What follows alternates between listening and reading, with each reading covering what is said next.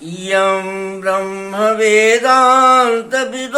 वदन्ति परं प्रधानं पुरुषं तथान्ये विश्वोद्यते कारणम् ईश्वरं वा तस्मै नमो विघ्नविनाशनाय।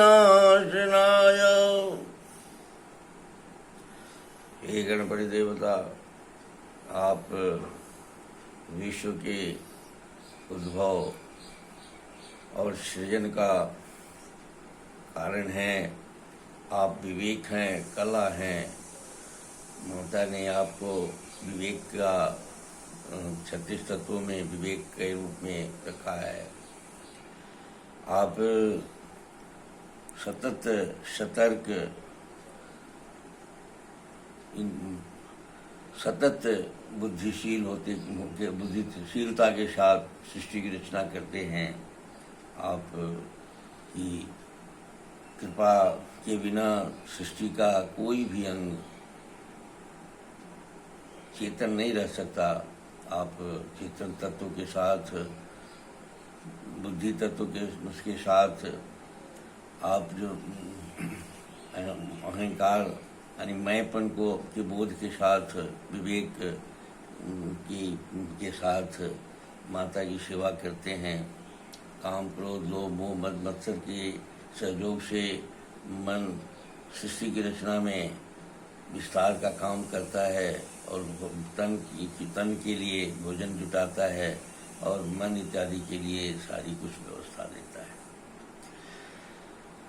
भारतवर्ष का स्वास्थ्य, भारतवर्ष के तन और मन की जो स्थिति है उसको मजबूत बनाने के लिए, उसको स्वस्थ बनाने के लिए, रोग मुक्त बनाने के लिए आपसे प्रार्थना है कि आप प्रकृति की जो धारा में चलने की जो प्रक्रिया है मनुष्य के भीतर आप थोड़ा सा जागृत करें। प्रत्येक मनुष्य में सारी क्रियाएं आपके द्वारा, प्रकृति तत्व के द्वारा, आपके व्यवस्था के, प्रकृति की व्यवस्था, माता की व्यवस्था के अनुसार स्वतः होती रहती है। सिर्फ मनुष्य भोजन जुटाने का काम करता है, अपने सोने इत्यादि का काम, सारा घर द्वार इत्यादि का जो भी व्यवस्था ही देता है। इस सब में जो चेतनता है, जो व्यवस्था है, ये मनुष्य को स्वस्थ बनाने लायक है। इसकी बिहार में आता है, स्वस्थ बनाने लायक है या नहीं है, इस बात पर मनुष्य विचार करके इन सारे कार्यक्रमों को नहीं करता है। मनमौजी होकर काम करता है। कभी मनमौजी होकर काम करता है, इंद्रियों के साथ जुड़ के, इंद्रियों को आधार बना के जब ये काम करता है तो स्वस्थ रहने की स्थितियाँ बहुत दूर हो जाती है।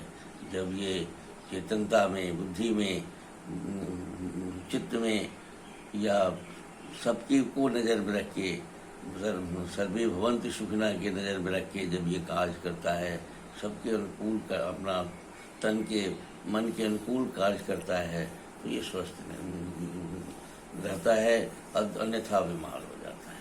ऐसी स्थिति में बिना जागरूक हुए या मन ये इसका स्वस्थता की ओर नहीं बढ़ सकता है। आज अस्वस्थता की भीड़ हो गई है। लोग, भारतवर्ष के लोग देखने में स्तंभित नजर आते हैं, उच्चाटित नजर आते हैं और विद्वेषित नजर आते हैं। ईर्ष्या द्वेष का साम्राज्य हो गया है। सभी की बुद्धि ठहर गई है और सब में क्रियाशीलता का अभाव हो गया है। रास्ता भी कुछ नहीं मिलते। ऐसी परिस्थिति में हे गणपति देवता, आपकी कृपा के बिना ये संभव नहीं है कि भारतवर्ष के लोग अपने पुराने मर्यादा, पुराना ज्ञान विज्ञान की जो जसकृति था उसको संभाल के रखें। इसलिए आपका कृपा,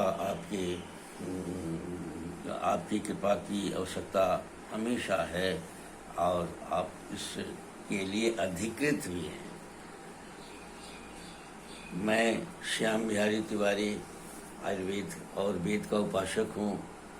स्वास्थ्य की रक्षा के लिए आपकी चेतनता बढ़े, आप इसे अपना कार्यक्रम बनाएं, आप स्वस्थता की समीक्षा करें कि आपका जो खान पान रहन सहन है आपको स्वस्थ बना के रखता है या नहीं है। इसको याद कराने के लिए और अनुभूत के ज्ञान को फिर से आप में थोड़ा सा डालने के लिए और नवीन विज्ञान की आपसे समीक्षा करने के लिए, आग्रह करने के लिए मैं इस कार्यक्रम को आपके सामने रखता हूँ। इसके माध्यम से आपको संदेश देना चाहता हूँ कि आप कम से कम अपने स्वास्थ्य के प्रति लापरवाही छोड़ें और स्वस्थता की ओर आगे बढ़ें। जब आप स्वस्थ रहेंगे तो स्वस्थ शरीर में ही स्वस्थ मन रहता है।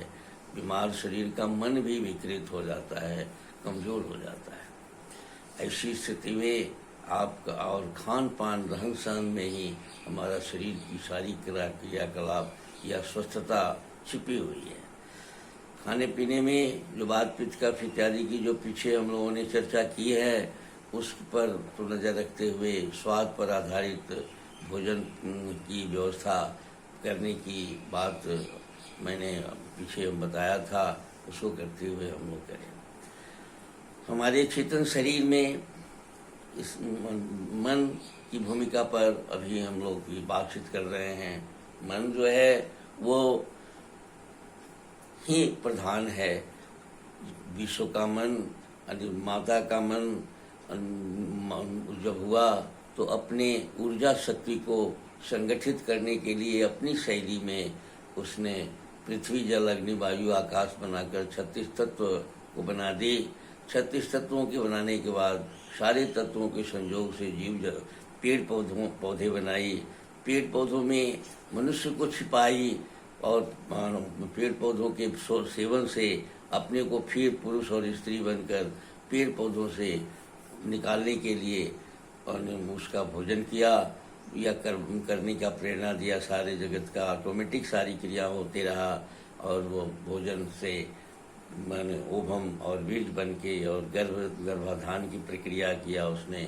और ये क्रिया सारे जीव जंतु में भी है और ये मनुष्य में भी है। थोड़ा सा शैली अलग अलग है, विधि विधान अलग अलग है सृष्टि के विधान का।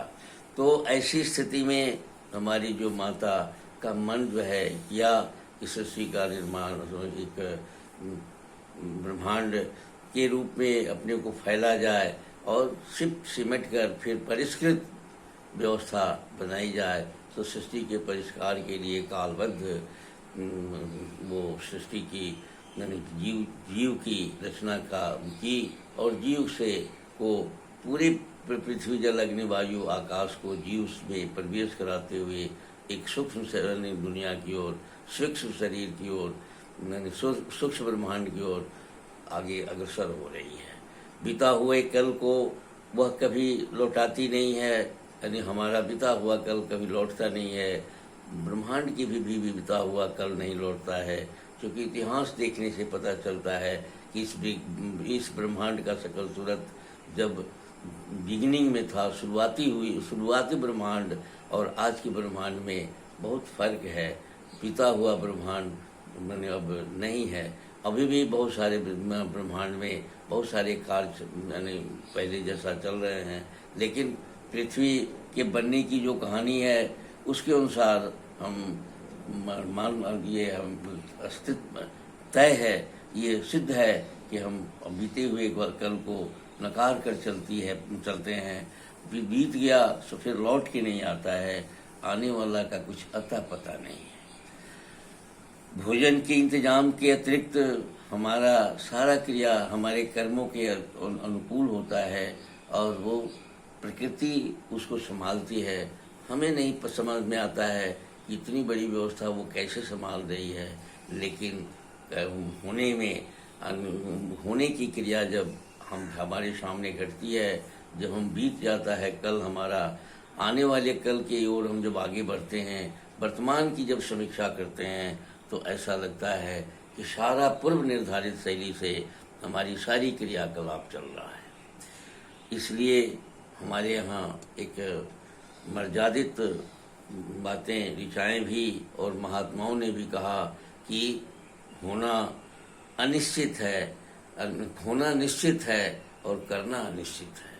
मनुष्य को अपने प्रकृति के साथ अगर तारतम्य मिलाकर, अब सुर में सुर मिलाकर चलना है, तो उसे प्लेयर की भूमिका में माने रहना है।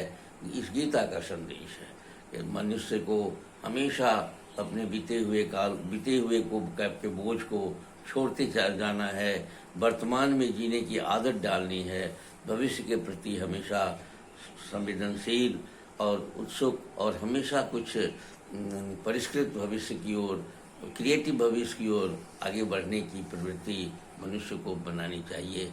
मनुष्य का मन अगर मजबूत है, मन तो ये क्रिया संभव हो सकती है। मन एवं मनुष्याणाम कारणम बंध मोक्षयो की बात शास्त्रों ने भी किया है कि मन ही हमारा बंधन का कारण है, मन ही मोक्ष का कारण है। बंधन में हम जब रहते हैं तो हमारी दुनिया, हमारी दायरा, हमारी सारी व्यवस्थाएं सीमित हो जाती है, बहुत सीमित हो जाती है। लेकिन जब से ही हम मन के साथ मन हमारा प्लेयर की भूमिका में, खिलाड़ी की भूमिका में, साक्षी भाव की भूमिका में, स्थितप्रज्ञ की भूमिका में जैसे ही ये हमारा मन आता है तो हम विशाल हो जाते हैं, ईश्वरीय स्तर तक हमारा विकास हो जाता है, हमारे ज्ञान विज्ञान में भी वृद्धि हो जाती है, हम ज्ञानी वैज्ञानिक सब कुछ हो जाते हैं। ऐसी परिस्थितियों में हमें मन पर ही बहुत ज़्यादा ध्यान देना है।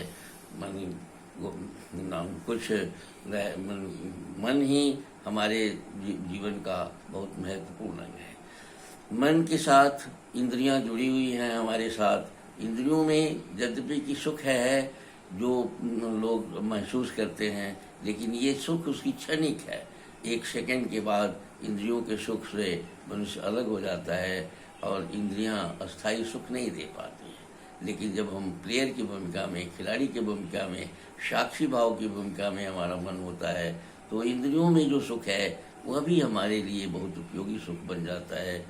कंटिन्यूअस, लगातार अहरह आनंद की स्थिति हमारे भीतर बनती है अगर हमारा मन जो है सिर्फ पकड़ के बोझ नहीं चले तब।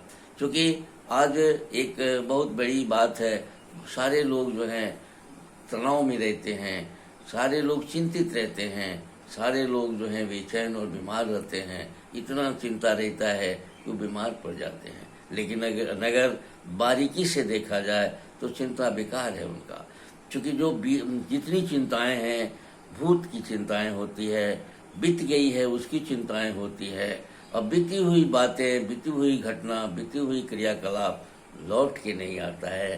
तब हम बीती हुए को अब वर्तमान में उसका बोझ उठा लेते हैं और उस बोझ से हम दबे जाते हैं और वर्तमान को भी बिगाड़ते हैं। अब भविष्य का तो हमारा कुछ अता पता है ही नहीं, क्योंकि मनुष्य की व्यवस्था ऐसी है कि जो भी बात करता है, जैसे मैं ही अभी आपके सामने जो भी बात करता हूँ, ये सब आरोपित है, सब मानी हुई मान्यताओं पर आधारित है और अगले क्षण का कुछ अता पता नहीं है हमारे पास। तो अगले क्षण का, ये मनुष्य की स्थिति यही है, इससे अलग मनुष्य की कोई स्थिति नहीं है। तो ऐसी स्थिति में अगर हम भूत के बोझ को उठाकर चलने की जो आदत हमारी है, पूरे भूत अपने पर चढ़ा लेते हैं, पूरे ब्रह्मांड अपने आकाश अपने पर बुझते हैं कि हमारे ऊपर आकाश टिका हुआ है, इसको अगर हम समझदारी से काम लें तो ये इसके बोझ से हम मुक्त रहेंगे और वर्तमान का सदुपयोग करेंगे और भविष्य में हम कुछ नए प्रकाश की ओर, नई सृजन की ओर, नई कला की ओर आगे बढ़ेंगे। तो परिष्कार भी होगा और ज्ञान विज्ञान की वृद्धि भी होगी और हम नए सृष्टि की रचना, नई स्वस्थता की रचना के कार्यक्रमों में सफल भी होंगे। तो ऐसी परिस्थिति में हमें थोड़ा सा मन को साक्षी भाव में ले जाना या गीता के अनुसार चलना या पीछे के बोझ को नहीं ढोलने वाली आदत बना के चलने से भी हम फिर से नया ज्ञान विज्ञान से संपन्न समाज की रचना कर सकते हैं, सभी लोगों को पूर्ण स्वस्थ कर सकते हैं। ये जहरीले भोजन का भी निराकरण अपने मन से हम कर सकते हैं, क्योंकि अक्षरों में वो ताकत है, भाव में वो ताकत है कि अगर हम भाव से उनसे भावित करें तो अपने मन को, अपने शरीर इंद्रियों को, अपने भोजन इत्यादि को तो जहर मुक्त भी कर सकते हैं। ऐसी स्थिति में हमें मन को अपने साथ लेकर, मन को अपने आदेश में रखते हुए अगर हम जीवन आगे बढ़ाते हैं, चलते हैं, अभ्यास करते हैं, प्रयास करते हैं कि मन हमारे आदेश में चले, तो हम सुंदर समाज की, सुंदर भारत की रचना कर सकते हैं, या वायरस या बीमारियों से हम मुक्त हो सकते हैं। इसी के साथ आज का यह कार्यक्रम आपको समर्पित करता हूँ। धन्यवाद।